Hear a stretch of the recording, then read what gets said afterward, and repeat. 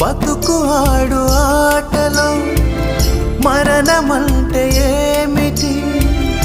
ఆటలోని అలుపు వంటి చిన్న మలుపులే జీవితాన్ని అందక జీవమెళ్ళిపోదులే, ఆరిపోని అణిగిపోని చిరంజీవిలే. తల నిండుగా శీసులే, ఇక నిండునా యోషులే.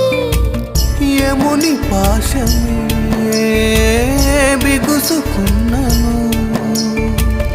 మరణమన్నది మరల జననమే.